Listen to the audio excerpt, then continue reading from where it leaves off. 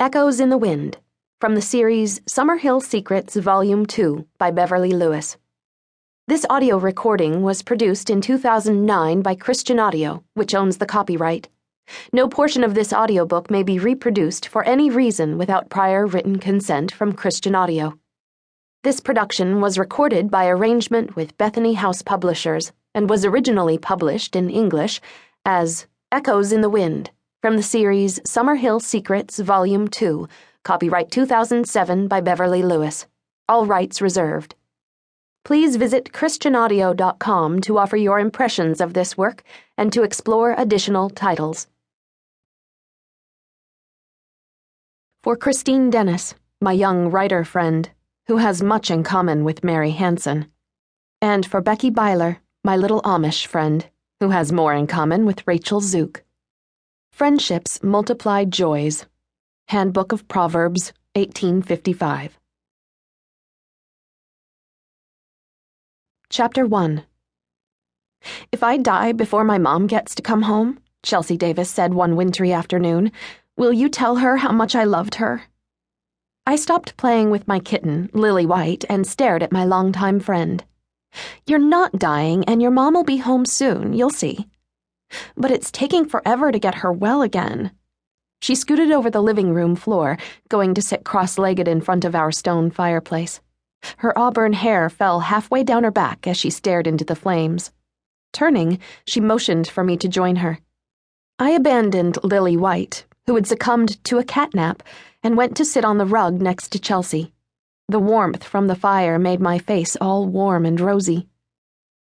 We fell silent, becoming almost drowsy as the blaze crackled and snapped before us.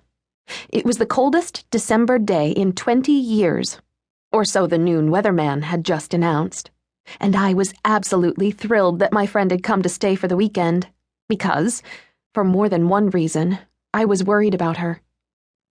Recently, Chelsea and I had become close friends, probably because we'd lived through a real-life trauma, the nightmarish event of her mother's running away to join a cult group. Back in October, Mrs. Davis had made friends with an outgoing couple and, unknowingly, had fallen under their spell and that of their leader. She'd even taken some sort of oath and gone away to live at a compound, leaving Chelsea and her dad alone, and terribly hurt and confused. Now Mrs. Davis was being rehabilitated, and the family hoped she'd be released in time for the holidays. When was the last time you heard from your mom? I asked. Last week. Her eyes grew serious, but she didn't want to talk much. I don't think she likes the phone. One of her new phobias, maybe. So why don't you tell her how you feel in a letter?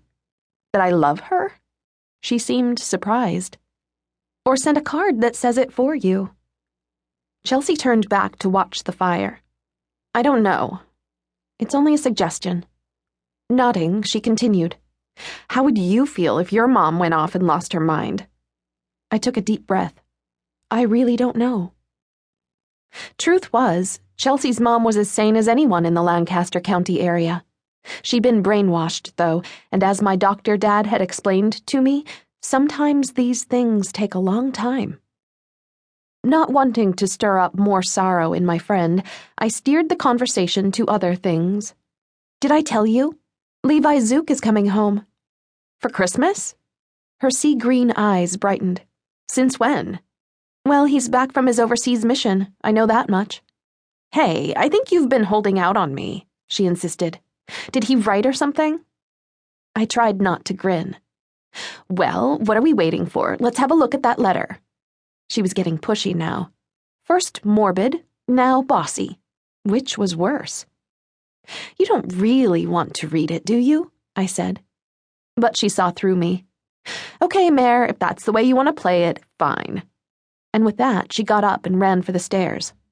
Of course I was trailing close behind. I didn't want Chelsea to actually find Levi's letter, let alone read what the former Amish boy had written.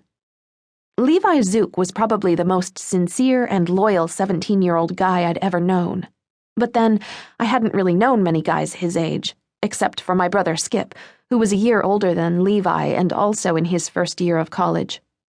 Actually, Levi and I, and the other Zook children, had grown up together. Our properties shared the same boundary, a thick grove of willow trees.